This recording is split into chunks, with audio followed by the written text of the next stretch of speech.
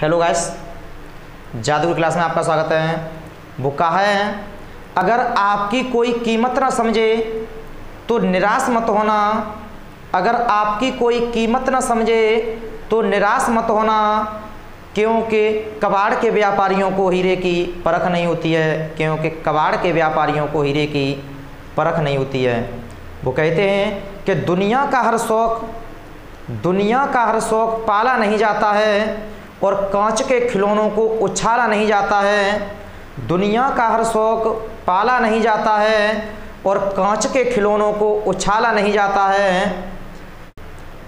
मेहनत से, कहते हैं कि मेहनत से हो जाती हैं मुश्किलें आसान। मेहनत से हो जाती हैं मुश्किलें आसान, क्योंकि हर काम तकदीर पर टाला नहीं जाता है। क्योंकि हर काम तकदीर पर टाला नहीं जाता है। तो आज का हमारा टॉपिक रहेगा संधारित्र क्या होता है तथा संधारित्र का सिद्धांत। संधारित्र इंग्लिश में से बोलते हैं कंडेंसर या कैपेसिटर। कंडेंसर या कैपेसिटर, CAPACITOR, कैपेसिटर। संधारित्र यानी कंडेंसर तो आपने देखा होगा। तो संधारित्र का मतलब क्या होता है? संधारित्र क्या होता है? तो संधारित्र एक ऐसी युक्ति होती है, संधारित्र एक ऐसी युक्ति होती है जिसमें चालक के आकार को बिना बदले उसकी धारिता बढ़ाई जा सकती है। क्योंकि पहले हमने ये पढ़ाया था कि यदि हम किसी चालक के आकार को बढ़ाते हैं तो उसकी धारिता बढ़ जाती है। लेकिन इस कंडेंसर में इसमें क्या होता है कि चालक के आकार को बिना बदले उसकी धारिता बढ़ाई जा सकती है। जब धारिता बढ़ जाएगी, संधारित्र आवेश को ज़्यादा ग्रहण कर सकता है संधारित्र की धारिता बढ़ाने से। या दूसरी परिभाषा में ऐसे बोल सकते हैं कि संधारित्र एक ऐसी युक्ति होती है जिसमें आवेश की पर्याप्त मात्रा संचित की जाती है या इकट्ठी की जाती है, उसे हम संधारित्र कहते हैं। अब संधारित्र की परिभाषा लिख सकते हो। संधारित्र एक ऐसी युक्ति होती है, संधारित्र एक ऐसी युक्ति है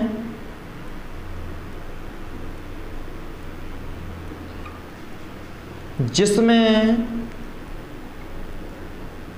चालक के आकार को बिना बदले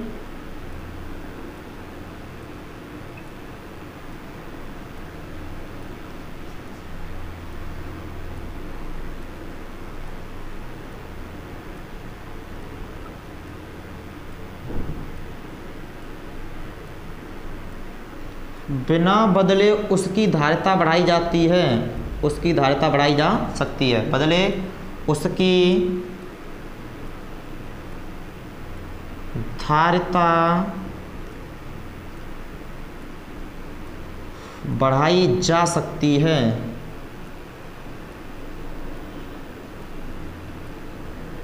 या करके लिख दो ना दूसरी परिभाषा। संधारित्र एक ऐसी युक्ति होती है,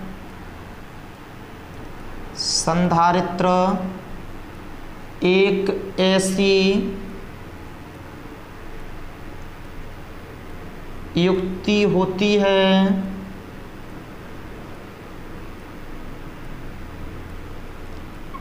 जिसमें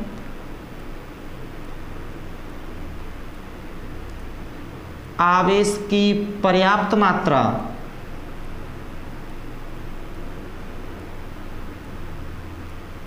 संचित की जा सकती है, संचित की जा सकती है।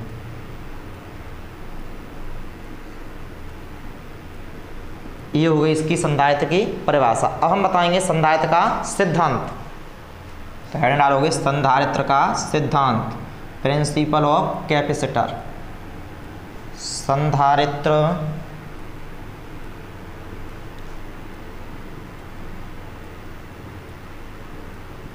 का सिद्धांत, प्रिंसिपल ऑफ कैपेसिटर या कंडेंसर। तो हमने पीछे ये पढ़ाया था धारिता C बराबर Q/V। ये फॉर्मूला निकाला था हमने C बराबर Q/V धारिता का। इसमें ये था यदि हम आवेश को बढ़ाते हैं तो धारिता पर कोई प्रभाव नहीं पड़ता है, यानी धारिता, क्योंकि आवेश बढ़ाने पर विभव भी उसी अनुपात में बढ़ता है, तो धारिता पर कोई प्रभाव उसका नहीं पड़ता है।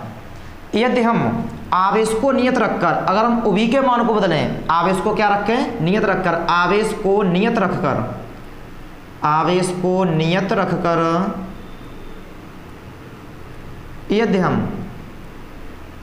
यदि उभी को बदलें, उभी को बदलें, यानी आवेश को नियत रखकर, आवेश को नहीं बदलना है, केवल हम उभी को बदलते हैं तो धारिता का मान भी कैसा होता है, बदल जाता है, क्योंकि C प्रोपोर्शनल हो जाएगा 1/उभी। यदि हम उभी का मान कम करेंगे तो धारिता का मान क्या होगा, बढ़ेगा, धारिता का मान क्या होगा, बढ़ेगा। और आवेश को हम नियत रख के, आवेश को कैसे रख के, नियत, तो हम इसमें उभी यानी आवेश को नियत रखकर उभी का मान कैसे कम करेंगे, और उभी का मान कैसे कम करेंगे तब उसकी धारिता बढ़ेगी। तो ये देखते हैं, इसमें ये आपकी ये प्लेट है, ये प्लेट है धनावेशित, कौन सी प्लेट है ये धनावेशित प्लेट है।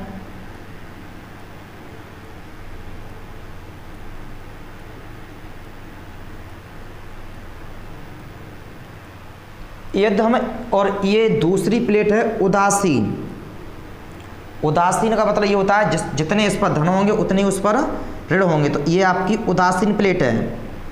यदि हम इस धनावेश प्लेट को, यदि हम इस धनावेश प्लेट, यदि ये प्लस Q कूलम का आवेश है तो जब इस पर आवेश है तो इसका कुछ ना कुछ विभव भी होगा, कुछ ना कुछ विभव भी होगा।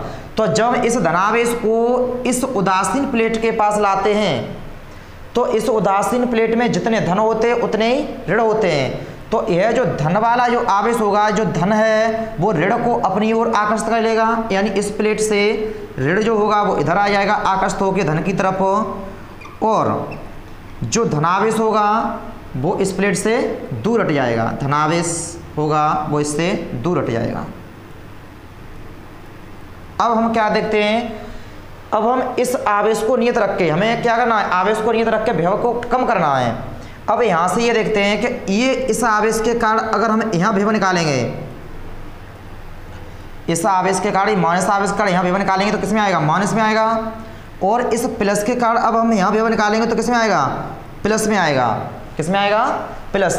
लेकिन ये ऋण आवेश है वो इस धनावेश के पास में है, कैसा है, पास में, तो इस ऋणावेश का इस प्लेट पर, धनावेश पर ज़्यादा प्रभाव पड़ेगा और इस धनावेश का प्रभाव इस पर कम पड़ेगा, क्योंकि यह धनावेश इससे दूर है। और हमने ये पीछे बढ़ाया था, एक आवेश के कारण विभव का सूत्र उभी बराबर 1/4πε/0Q/r। अगर दूरी अधिक होती है तो विभव कम हो जाता है, तो इसकी दूरी इससे कम है और इसकी दूरी इससे ज़्यादा है, तो इसका जो प्रभाव होगा वो ज़्यादा पड़ेगा, यानी दूरी कम है तो इसके लिए विभव ज़्यादा होगा और इसके लिए विभव कैसा हो जाएगा, कम। तो यहाँ देखते हैं अब,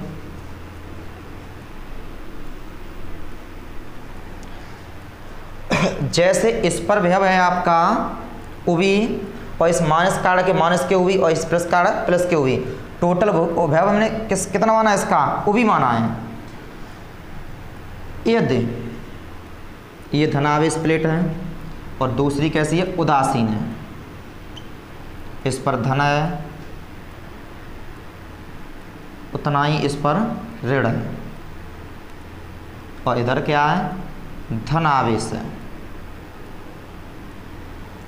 यदि इसका विभव हो आपका 10 वोल्ट, कितना हो, 10 वोल्ट, और इस माइनस के कारण जो हमने यहाँ विभव निकाला है ये मान लो आपका 3 वोल्ट है, और इस धनावेश से अगर यहाँ निकालोगे विभव तो दूरी ज़्यादा है, तो धनावेश का विभव कैसा होगा, कम होगा। तो ये मान लो इसका है 2 वोल्ट, कितना है, 2 वोल्ट। यदि हम इस पर कुल विभव निकालें, कुल विभव कितना हो जाएगा, 10 पहले पॉजिटिव था, अब ये दोनों विभव किस पे आ गए, इस प्लेट पर निकालना है, कुल विभव निकालना है, तो इसके कारण माइनस के कारण विभव क्या होगा, कम हो जाएगा, और प्लस के कारण विभव क्या हो जाएगा, बढ़ जाएगा। तो ये 10 और 2 कितने होते हैं, 12 होते हैं, और माइनस के 3, यानी विभव का कितना हमारा जाएगा 9 वोल्ट। तो पहले विभव कितना था 10 और अब विभव कितना जाएगा 9 वोल्ट। तो हमने आवेश को नियत रखकर विभव का मान कैसा कर दिया है कम, और जब विभव का मान कम होगा तो धारिता का मान क्या होगा बढ़ेगा। इस सूत्र से 1/C प्रोपोर्शनल 1/V से जब विभव कैसा हुआ कम तो धारिता का मान कैसा होगा बढ़ेगा, और जब धारिता का मान बढ़ेगा तो उसमें आवेश की मात्रा भी बढ़ जाएगी, यानी आवेश विभव कम होने से धारिता बढ़ेगी, और जब धारिता बढ़ेगी तो उस चालक पर आवेश ज़्यादा संग्रहित हो जाएगा, यानी आवेश की मात्रा को वो ज़्यादा ग्रहण कर सकता है। अब क्या देखते हैं, हमें विभव और कम करना है। यदि हमें विभव और कम करना है और धारिता इसकी और बढ़ानी है तो हम क्या करते हैं फिर, तो इसमें एक पहला पॉइंट तो ये हो जाएगा, जब धन आवेशित प्लेट को उदासीन प्लेट के पास लाते हैं तो प्रेरण के द्वारा उदासीन प्लेट से ऋण आवेश पहले प्लेट की ओर आकर्षित हो जाता है और धनावेश दूसरी तरफ चला जाता है, जिससे प्लेट ए पर, ये प्लेट ए मान लो, प्लेट ए पर कुल विभव कम हो जाता है, जिससे इसकी धारिता बढ़ जाती है। दूसरा पॉइंट क्या है, यदि हम इस धनावेश इस उदासीन प्लेट को यदि हम इसको पृथ्वी से जोड़ देते हैं, किससे जोड़ देते हैं, इस तरीका से ये पृथ्वी से जोड़ दें तो जो धनावेश होगा वो कहाँ चला जाएगा, पृथ्वी में। कहाँ चला जाएगा, ये धनावेश कहाँ चला जाएगा, पृथ्वी में चला जाएगा, क्योंकि यहाँ से इलेक्ट्रॉन आएंगे तो इसे उदासीन कर देंगे। या ऐसा समझ लो कि ये जो धनावेश होगा वो कहाँ चला जाएगा, पृथ्वी में चला जाएगा। जब क्योंकि पृथ्वी का विभव कितना होता है 0, और हम किसी चालक को अगर हम पृथ्वी से जोड़ देते तो उसका विभव कितना हो जाता, 0 हो जाएगा। तो जो इस धनावेश का विभव था वो कहाँ चला जाएगा, पृथ्वी में, तो इसका जो विभव होगा वो कितना हो जाएगा 0। तो केवल कौन सा आवेश बचेगा आपका ऋण, और ऋण आवेश बचेगा। इस ऋण आवेश के कारण जब हम यहाँ विभव निकालेंगे टोटल, अब ये धनावेश के कारण विभव नहीं होगा, क्योंकि धनावेश कहाँ चला जाएगा, आपका चला गया पृथ्वी में। तो अब ये केवल बचेगा आपका ऋण आवेश। अब ऋण आवेश के कारण जब यहाँ विभव निकालेंगे टोटल विभव, तो पहले कितना था 10 था, और ये माइनस के 3 कम करोगे तो कितना हो जाएगा, ये 7 वोल्ट। तो पहले 9 वोल्ट था, अब कितना हो जाएगा 7 वोल्ट। तो विभव और कम हो गया, जब विभव और कम हो गया तो इसकी धारिता और बढ़ाई जाएगी, यानी और बढ़ जाती है। तो इससे ये स्पष्ट होता है कि जब हम धनावेशित प्लेट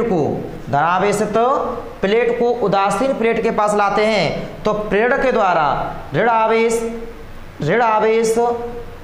धन प्लेट की ओर, यानी प्लेट ए की ओर आकर्षित हो जाता है, और धन आवेश दूसरी तरफ चला जाता है, तथा धन प्लेट भूसंग संपर्कित होने के कारण या पृथ्वी से जुड़ी होने के कारण इसका धनावेश यानी बाहरी प्लेट का धनावेश पृथ्वी में चला जाता है, जिससे पहली वाली प्लेट पर विभव कम हो जाता है, जिससे उसकी धारिता बढ़ जाती है। तो ये आपका हो गया संधारित्र का सिद्धांत। Thank you.